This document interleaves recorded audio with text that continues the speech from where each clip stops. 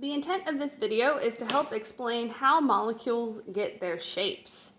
I have a couple models of some different molecules here, and we're going to talk about what makes molecules look different ways. I think off the bat, hopefully you can tell this molecule looks linear in shape, but this one is not linear. So let's talk about some of the angles that molecules have and how do you classify the shapes of different molecules. In order to classify shapes of molecules, it's important to be able to draw Lewis structures. So let's think about some of the common greenhouse gases like methane, which is CH4, carbon dioxide, which is CO2, and water, which is H2O. I don't even write that one out that much. So if we were to draw the Lewis structures, we would know that in methane, it has a central carbon atom with 4 hydrogens bound to it. Carbon dioxide also has a central carbon atom with 2 double bonds to the oxygens, and off each oxygen there is a lone pair of electrons. Remember to keep the octet rule alive. And the water molecule has a central oxygen atom with 2 hydrogens coming off and 2 sets of lone pairs off the oxygen molecule. Hopefully you're able to draw these 4 Lewis structures in your sleep or by the end of the course very well, very quickly. But all of these have slightly different shapes. So here is actually the model of carbon dioxide that I have prepared. And when chemists perform models, we usually have designated some colors for certain atoms. So when you see a red atom, that's oxygen, black is carbon, and blue is nitrogen. So that's my carbon dioxide molecule. Here actually is my methane molecule. So I have a central carbon atom and 4 hydrogens coming off of it. And last but not least, here is my water molecule. So I have my central oxygen atom, 2 hydrogen atoms, and what are these bunny ear looking things?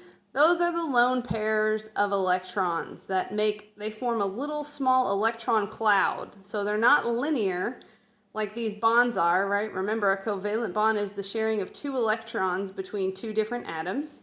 But these little lone pairs form a little kind of like a cloud, okay?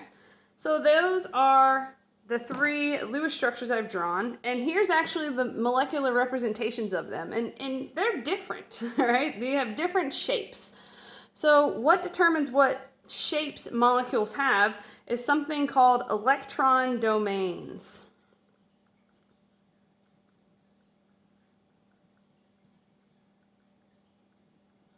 All right, so electron domains. What is an electron domain? An electron domain is either a bond or a lone pair that it comes around or is about the atom you're investigating or looking at. So for example, in methane gas has a central carbon atom and 4 hydrogen atoms bound off of it. You would say that the central carbon has 4 electron domains. It has 1 electron domain, 2 electron domains, 3 electron domains, and 4 right here. All right, so that's where the electrons are holding these atoms in space together. You would say each hydrogen only has 1 electron domain, right? There's no lone pairs around this. There's no double bond, triple bond, anything like that. So each hydrogen only has 1 electron domain. Okay, so what gives carbon or methane this specific shape is the repulsion of the electron domains. So remember, electrons are all negatively charged, and a negative charge will repel another negative charge. So I've got 2 negative charges in each of these lines, and they don't want to come together. They want to push each other as far apart as possible in a sphere, right? Because we live in a 3-dimensional world, so it has an X, Y, and Z axis. So we think of atoms as kind of spherical in nature. All right, so I'm kind of trying to mask a little sphere here. And when you have these electron domains as far away from each other as possible, it takes on this shape or this orientation, which we call tetrahedral. Okay, and the angle that is between these molecules these bonds, this hydrogen carbon hydrogen bond is 109.5 degrees. And we're about to fill out a chart is my next page. So you don't have to jot that number down right now, but we'll just, just to keep that in mind. Okay. So electron domains. So one electron domain could be one single bond. Let's see how bad I spell. One single bond. It can also be one double bond. It could be one triple bond. Or it could be one lone pair. Okay.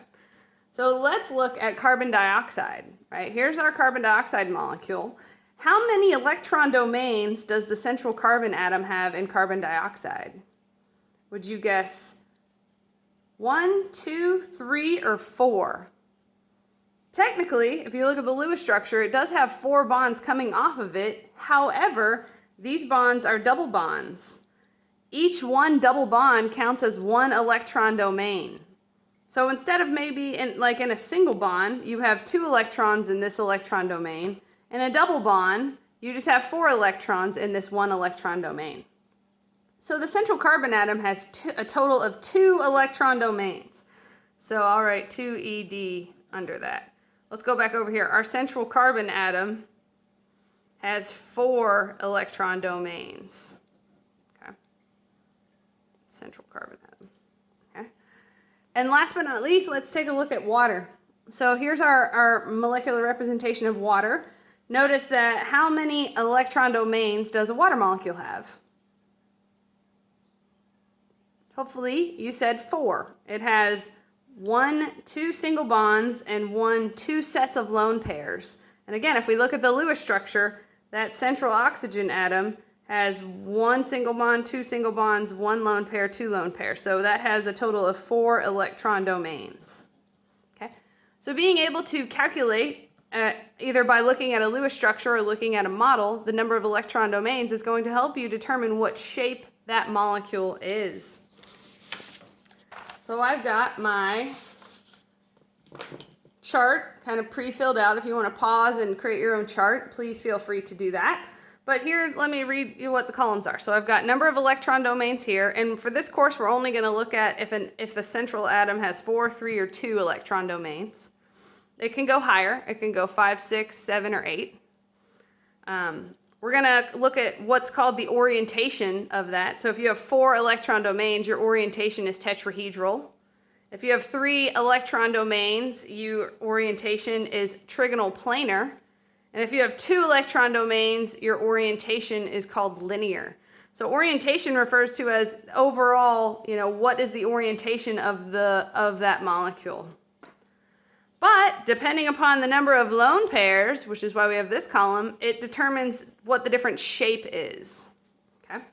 So if we think about things that have 4 electron domains, but different numbers of lone pairs, I have a few examples. We have methane gas. We can have ammonia, NH3. Remember, blue is nitrogen, NH3. And that has a lone pair on top because nitrogen's valence number was 5. 1, 2, 3, 4, 5. Okay. And last but not least, water. Water has also 4 electron domains, but 2 of them happen to be lone pairs. So these 4 molecules are in the orientation of tetrahedral. And if we look at the one that has no lone pairs, we call this shape, we actually just keep it tetrahedral. Okay. And the angle between this hydrogen, carbon, and hydrogen atom is 109.5 degrees. Okay. So let's look at a tetrahedral orientation molecule that has 1 lone pair. How does that differ than methane? So here's ammonia, NH3, with my 1 lone pair. Like I was saying before, lone pairs kind of form clouds. And remember that electrons repel each other. So instead of having a nice kind of straight bond right here, I've got a cloud of electrons over this nitrogen center. And what that does is that pushes on these electrons in these bonds, pushes them down a little bit. So you kind of see like a bend down. Okay? And so this angle is actually less than the angle of 109.5 because this big electron cloud is repelling those single bonds, pushing them down a little bit. So the angle is actually 107 degrees. I mean, it's not that bad, but it shows that it's, repelling, pushing them away from the lone pair. And we call this shape trigonal pyramidal because it kind of looks like a pyramid. If you were to draw lines from the three corners into the top, it would look like a pyramid. So this one is called trigonal pyramidal. Okay. And our last example here would be a water molecule, H2O. All right, central oxygen, 2 hydrogens, and off that central oxygen, I have 2 sets of lone pairs. So I have my 4 electron domains, right? But now I have 2 clouds of lone pairs. So what do you think that does to this angle right here? Hopefully you're thinking, yeah, it's going to squeeze it closer together because these electrons are repelling these electrons in the bond. So as it squeezes it closer, you can imagine the angle is going to be less, and it is. It's about 104.5 degrees. And we call this shape bent.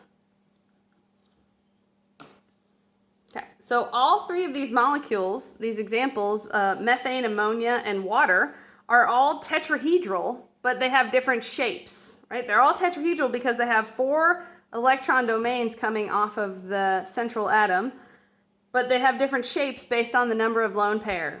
So remember, if you have 4 electron domains and all of them are single bonds, then your shape is tetrahedral. If you have 1 lone pair and 3 single bonds, your shape will be trigonal pyramidal. And if you have 2 single bonds and 2 lone pair, your shape would be considered bent. So let's move on to another example. What if we only have 3 electron domains? So for this, actually, I'm just going to go ahead and say you don't need to worry about this piece of the puzzle. But let's talk about a trigonal pyramidal example, which might be aluminum chloride. So aluminum is in group 3, which means it has 3 valence electrons. And remember, chloride is a halogen that's in group 7, and it has 7 valence electrons. So aluminum chloride, AlCl3, would have a Lewis structure that looks like this. I'm going to draw it over here. So Al, I'm going to erase my 3 a little bit just so we can have some space here. Boom, boom. So Cl, Cl, and Cl. 1, 2, 3, 4, 5, 6. 3, 4, 5, 6. Don't forget all these lone pair on those halogens. Okay, so there's my shape. And what that might look like is it's called trigonal planar because all of these atoms are in the same plane. Okay, so think of like a sheet of paper. A sheet of paper is a plane. So the chlorine, the aluminum are all in the same plane, hence it's planar. Okay, the shape is also, so that's with no lone pairs, the shape is also called trigonal planar. Trigonal planar. And the angle, if you just think of a circle as 360 degrees and you take 1/3 of that, the angle is 120. So that's good. Our last example, we'll look at molecules that are linear. So when we have 2 electron domains. Maybe here's a fun example. This is C2H2, which is acetylene gas. You'd find this in welding torches used by welders. This is what the compound looks like. It is a carbon that it has a triple bond to another carbon and a single bond to the hydrogen. So if we're looking at either carbon, you would say this carbon only has 2 electron domains. Remember? So we have a triple bond connecting the 2 carbons, but that only counts as 1 electron domain. And then we have our second single bond electron domain over here. And so the angle that gets us, since it's linear, think about dissecting a circle in half. What's 360 divided by 2? It's 180 degrees. And the shape is also called linear. Okay?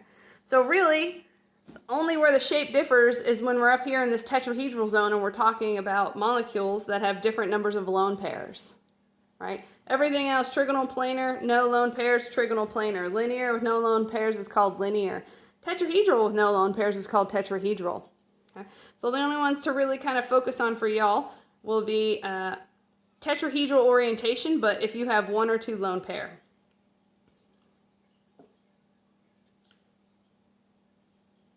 Just for fun, I had made a molecule of sugar for you to scope out. So shapes can get quite complex. For example, here is a molecule of sugar, right? This is glucose. This is what is pumping through your blood right now and giving you energy to watch this video and take notes and think. Glucose is C6H12O6. So you can see I have 6 carbons, 6 oxygens, and I could go through and I would count, but I have 12 hydrogens. Okay, the white balls represent hydrogen. And so you can see that the shapes of molecules start to get rather complex. And shape can actually have a lot to do with function, especially when you're speaking in terms of biochemistry. In fact, shape dictates function in most cases. So you can start to see, though, how complex molecules can get. And when you still look at their shapes, you can talk about atoms and what their relative shape is. So if I wanted to look at this oxygen atom, remember that has 2 lone pairs popping off of it. So unfortunately, these balls didn't have the 4 holes for oxygen where I could fill in 2 lone pair. That's just because scientists, we know that oxygen is going to always have those 2 lone pairs coming off of them. So I have 4, right? My shape here is bent because I have 4 electron domains, 2 single bonds, 2 lone pairs coming off. And that back on my chart would be bent shape. All carbon centers are tetrahedral. They have 4 single bonds bound to them. And each hydrogen only has 1 electron domain, so we don't even give it a shape. I mean, and normally to figure out what angles are, we would need at least 3 atoms to be able to determine what an angle is, right? So just for fun, that's what glucose looks like. Hope you enjoyed my video on shapes.